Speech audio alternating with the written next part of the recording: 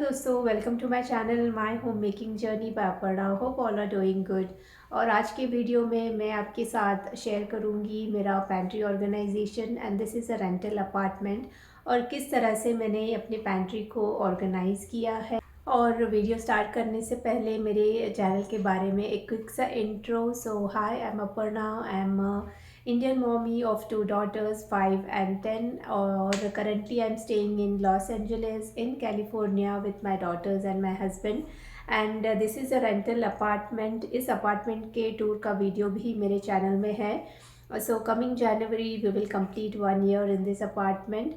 और मेरे चैनल में आपको lifestyle blogs, mommy life in USA, routine blogs, homemade recipes, DIY organisation, travel videos, ये सारे कंटेंट्स देखने मिलेंगे. So if you are interested in such topics, do visit my channel and check out the videos.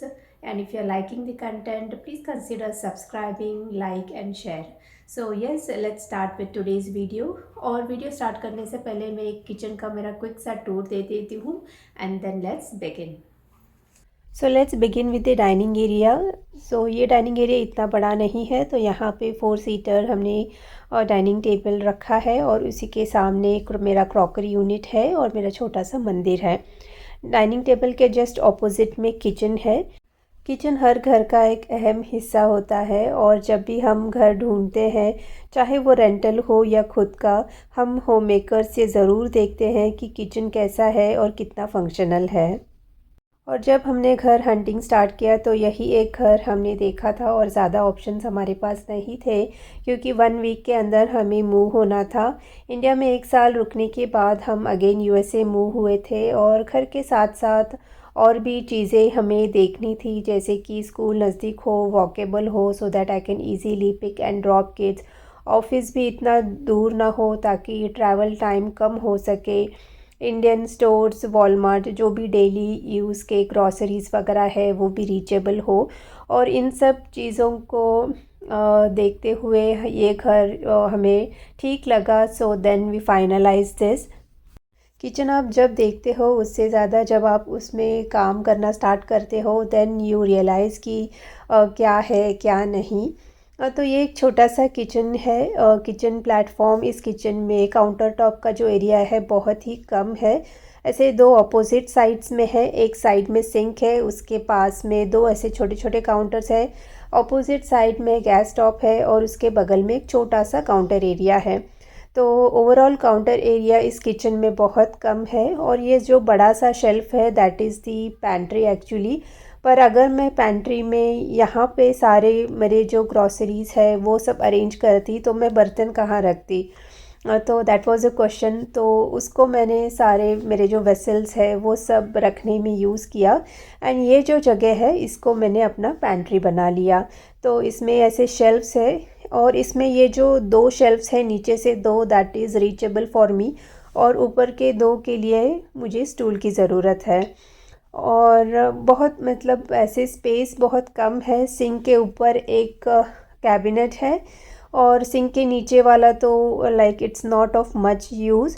Fridge के ऊपर भी cabinet है but that is not reachable. तो जो भी चीज़ें आप बहुत कम यूज़ करेंगे वही आप रख सकते हो. और सिंक के राइट साइड में एक ड्रॉवर है और उसके नीचे एक कैबिनेट है. And when I started arranging this kitchen, daily basis में इसे यूज़ कर रही थी, देन आई नोटिस्ड कि ये किचन छोटा है. छोटा in the sense storage space जो है इस किचन में काफ़ी कम है. But then there was no other option. अभी हमें इसमें रहना ही था तो उसी के साथ एडजस्ट करके जाना था. तो ये जो सेक्शन है इसको मैंने पैंट्री बना लिया था. तो चलिए अब इसको अरेंज करते हैं. तो जब से मैं यूएसए स्टे करने आई थी, मैंने ऐसे कोई पैंट्री के लिए स्पेशली ऐसे बॉटल्स या जो जार्स है वो ऐसे ऑर्डर करके नए परचेज़ करके मैंने अरेंज नहीं की थी. शुरू शुरू में जब यूएसए आई थी तब तो पता नहीं था कि कितने दिनों का स्टे होगा. Then why spend so much, तभी ऐसा लगता था कि क्यों सब मैं अरेंज करूँ और अगर वापस इंडिया जाना पड़े तो again I have to sell और just it will be a waste.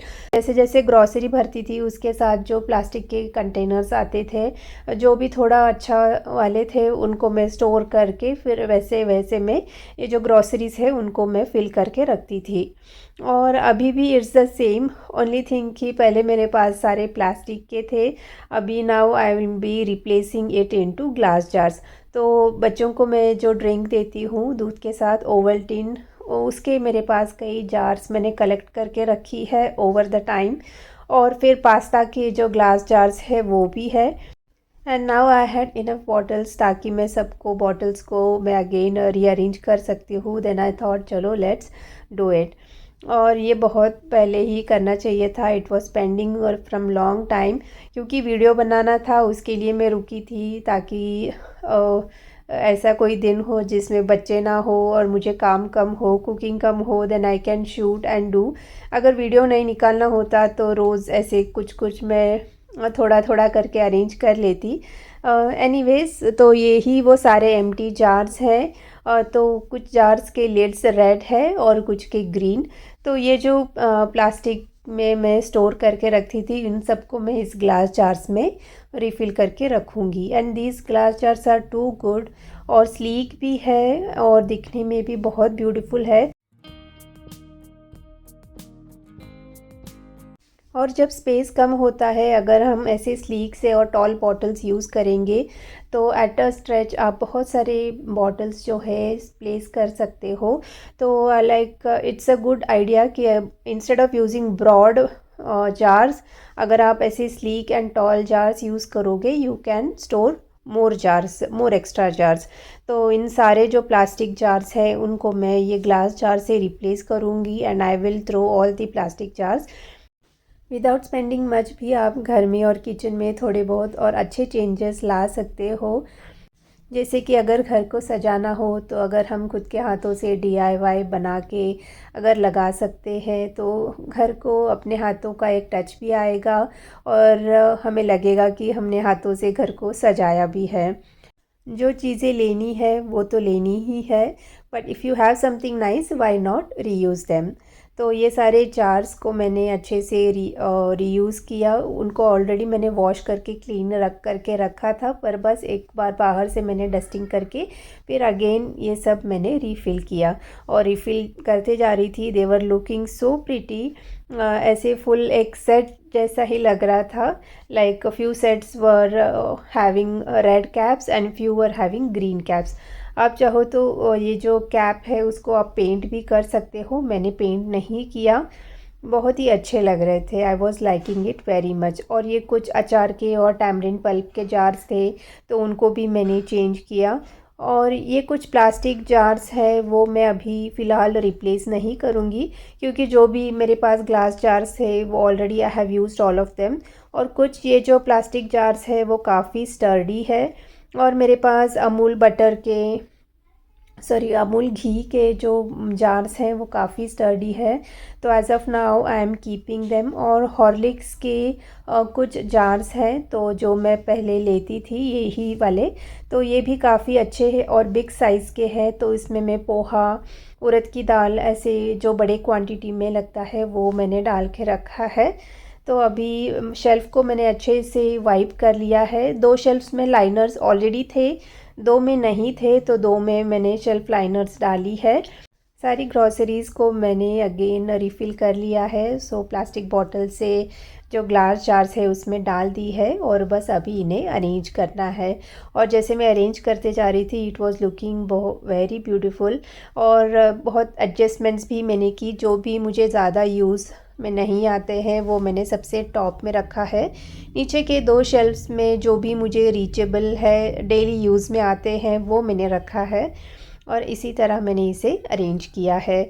और ये सारे इसमें मैंने दालें रखी है, अलग अलग पल्सेस, जैसे कि मूंग की दाल, मसूर की दाल, राजमा, फिर मौत बीन, ये सब रखा है। और कितना नीट एंड ऑर्गेनाइज लग रहा है।